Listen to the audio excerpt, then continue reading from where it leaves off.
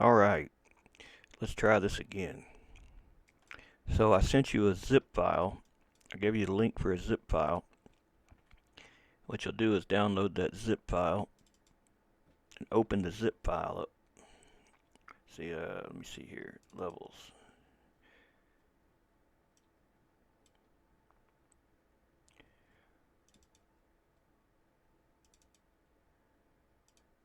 So open up the zip file once you download it and copy this folder to your clipboard.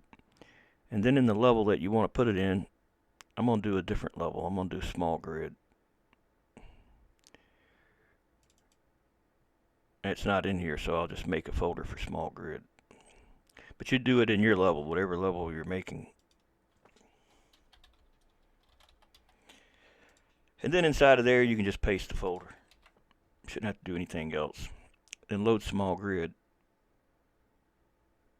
Is it underscore? I don't know. Maybe it's underscore grid. I thought it was one word. If it is, it's got to be changed to that or it's not going to load it.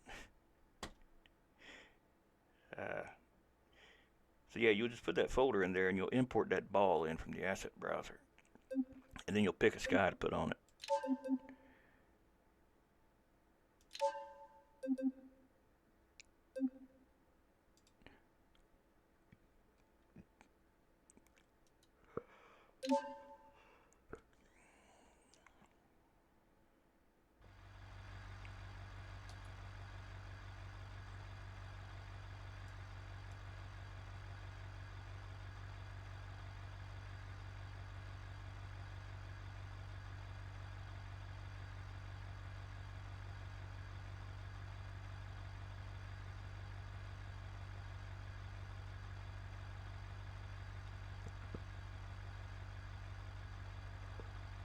Okay, there it is. So you'll just double click on the ball to make it appear in the level.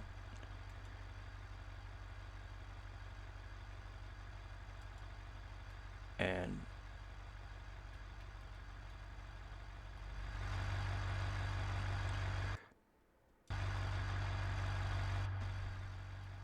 you're going to make the ball go into the inspector, make it 12,000 by 12,000 by 12,000, and then go to the info here,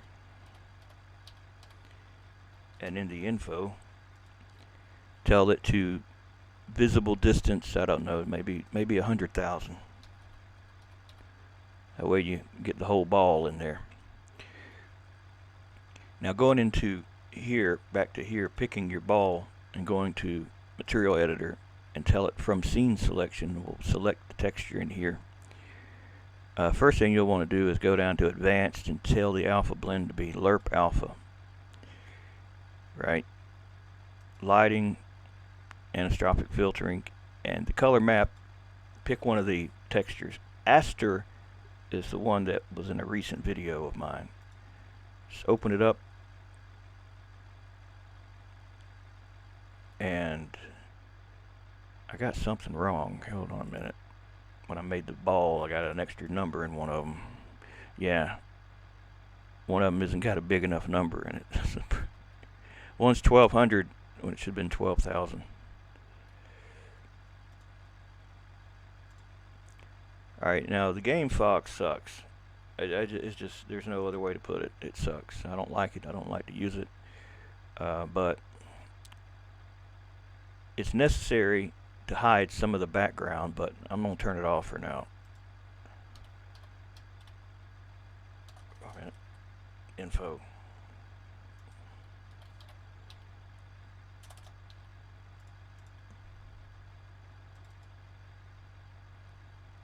Or I'll push it well beyond the distance of the back to the border. That's the height. No, not the height. The density offset. Damn it.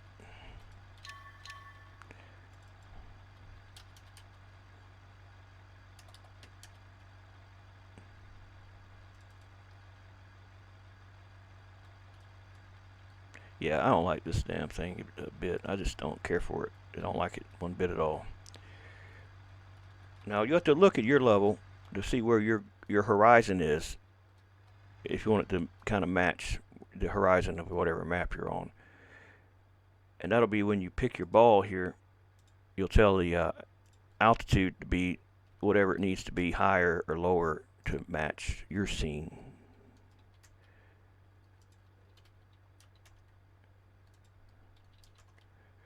Yeah, and then what you want to do is, in the material for it, turn the alpha down to about 240.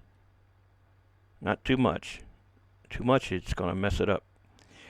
Now you're going to create, if it's not already one, check to see if you have a cloud in here now. If you don't, if you do, delete them, because they ain't going to be good. You're going to create new ones. Create object. Tell it to be cloud layer. And then in the cloud layer in the inspector, if you can adjust the exposure and see it adding to the clouds that's already there, then you know it's working right.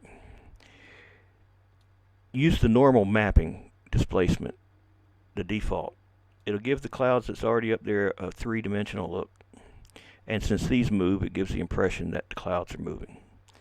But we're not quite done yet. Go back to your SkyBall in the material editor and go to animate. Turn this feature on that says wave animation. Give it just a little bit of amplitude and just a slight bit of frequency. And then pick the rotate. I'm sorry, not rotate, the scroll. And it's not the bottom one, it's the, I always get that backwards, it's the top one. Just move it a bit. Now the idea here is not to make it so that it looks like it's moving. You don't want it to be obvious. You don't want it to be obvious that it's moving. You just want it to move just enough that it kind of gives a hint. Something might be moving, but I'm not quite sure. That's what really sells it. Because you can't really make it out what it's actually doing, but it's moving enough that it works with the clouds already moving. It gives it that look, that it's alive, you know. Now what I usually do is have two layers of clouds. And I'll have them like at different levels of intensity, like 0.2 for example. That way I can have them kind of broken up a bit. Now I can tell you real quickly that the textures here, you got three different clouds. So if I turned all of them off, the speed off, turn them all off just to have one on here. That's your first one there. That's the scale of that first one. How big do you want each one to be? Think of this as the base cloud. The next one adds to that. See how it subdivides it, adds more little clouds to it? So that's your second one. Now keep in mind, they can have different speeds that they move.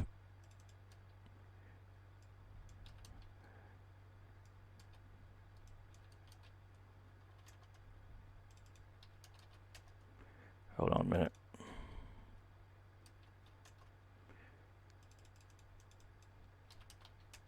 And they also can go different directions. The directions, the texture directions here, you got two numbers that can go from 0, actually they can go from -1 to 1. And the way these work, I have a picture here to show you how they work. So if you want the clouds to go to the right, I know that says ripple. Same thing for the water. It works for the clouds too. 1.0 and 0 will make it go to the right. -1.0, 0 to the left. And so forth and so on. So by putting it 1 and 0, it should move to the right. But you got to look north. So if you put -1, it'll go the other direction. Right? Put a 1 here. It's going that direction. Put a -1. But since that's 1, it's going to go at an angle. You have to do -0.5 now if you want it to go straight to you or far away from you. You see what I mean? Or 0.5 to go the other.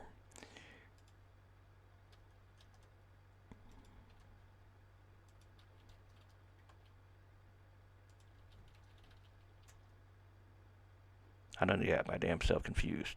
But that's the key.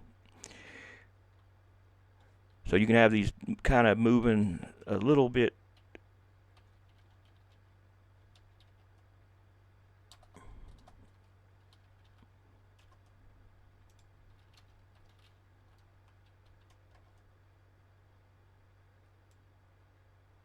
Then you got the third one.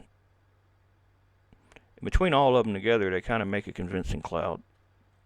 You can tint it too. Be careful tinting, because them colors for some reason multiply on the vehicle. I don't know why, but they do. They make it look like the car is like glowing with them colors. I mean, it's reflecting the sky, but it reflects it too much. It's like it's multiplying it on the vehicle. That doesn't look bad. But if you crank it up,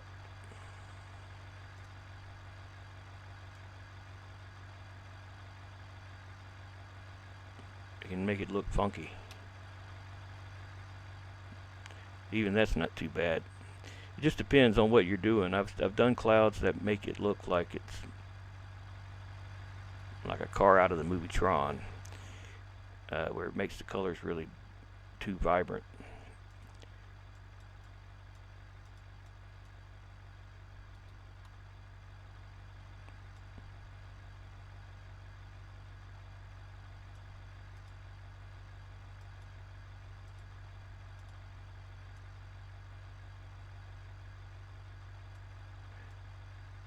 Now you can use your own normal maps too, but they got to be somewhat transparent to use them as a cloud. So like you could take like some of the normal maps from like the material editor, for like the terrain paints, but you just have to alter them so that they are somewhat transparent, so they can blend.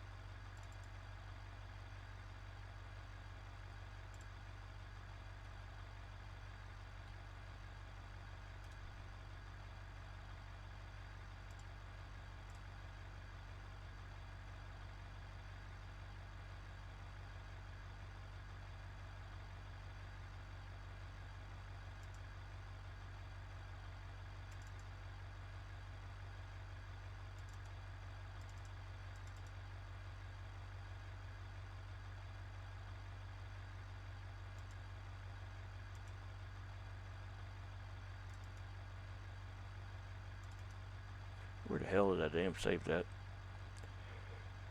Damn it. Oh, put it back, right damn back where it came from.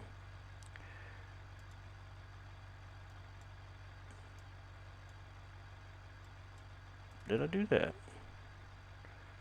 Hell no.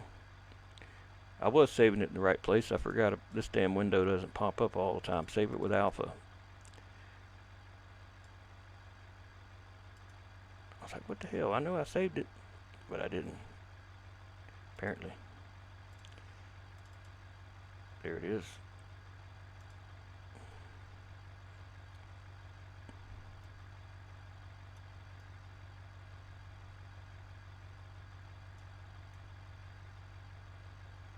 Not having the desired effect though.